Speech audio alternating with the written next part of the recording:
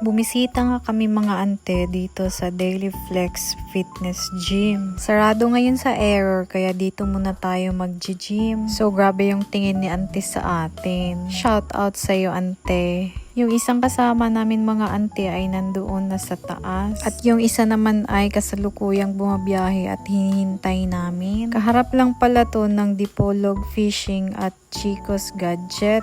Bago lang kasi tong gym na to. At may palaro sila ngayong darating na August 22 kaya susubukan namin yung mga machine nila. Nasa 4th floor sila kaya mga ante tara akyat tayo. Tamang-tama pagdating mo ng 4th floor ay hihingalin ka na. Double purpose ngayong pagbisita namin dito mga ante kasi susubukan namin yung mga machine nila at magpaparegister din kami. Sasali kasi kami ng squat challenge mga ante. Subukan lang natin mga ante, malay natin matalo tayo, chari. At mamimit din natin dito yung iba't ibang gymmers mga ante. At dito na nga tayo sa 4th floor mga ante at legit yung hingal. Pagkaakyat mo nga dito sa 4th floor ay makikita mo na yung logo nila na Daily Flex Fitness Gym. Nandito na nga yung isang ante natin at malapit na siyang matapos sa kanyang abs exercise. At ang tagal daw namin. 4 o'clock ngayong usapan namin at nakarating kami ng late. Sorry naman ante.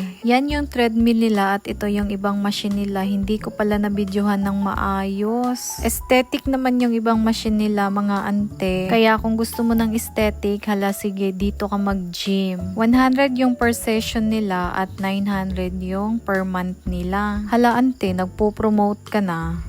Tingnan nyo mga ante, ito yung favorite na machine na ginagamit ko dito kapag nag-glutes exercise ako. So inaantay pa namin yung may-ari kasi magpaparegister na po kami. Ayan na nga at maglilista na nga tayo ng ating pangalan mga ante. Sinulat na nga natin yung contact number dyan mga ante at ayun parang nagdadalawang isip pa sa kanyang edad. Binuklat ko nga yung ibang page at tiningnan ko kung sino yung nakaregister. Yan lang pala yung nakaregister on-site kasi yung iba online registration.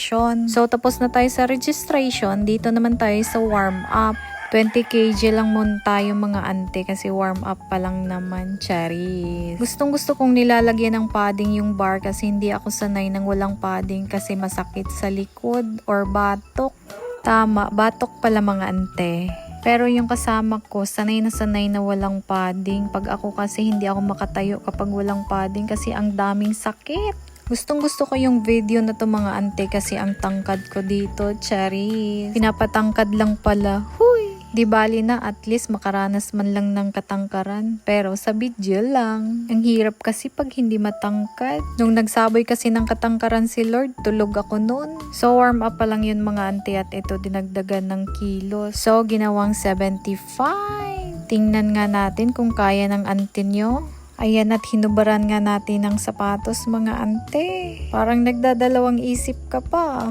Hindi, nilingon ko lang yung camera kung sakto ba yung pagkakuha. So ayan na. Ayan na. Ayan na. 1, 2, 3. Down. Eme. Hulaan nyo na lang kung nakatayo ba ako noon. So, tapos na yung training namin at tara magsiuwian na tayo. So, ito yung kapag dito ka mag-gym at mag-leg day ka, ay nako, hindi pwedeng hindi ka gagapang or mangangatog yung tuhod mo. Yun lang yung ginawa namin mga ante, yung training lang kami kasi kakain pa daw kami sa Lunhaw kasi masarap daw doon, puro diet foods. I mean, puro pang diet foods. Pero nung pagpunta namin ay sarado pala kasi Sunday pala ngayon.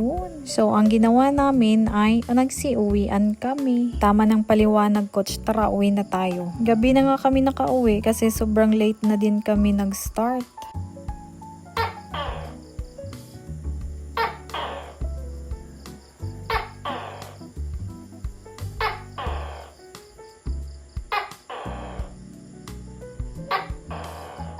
At ayan, nakisali na naman ang tuko. Hanggang dito na lang muna tayo mga ante. Thank you for watching. Please like, follow, and share. Bye-bye!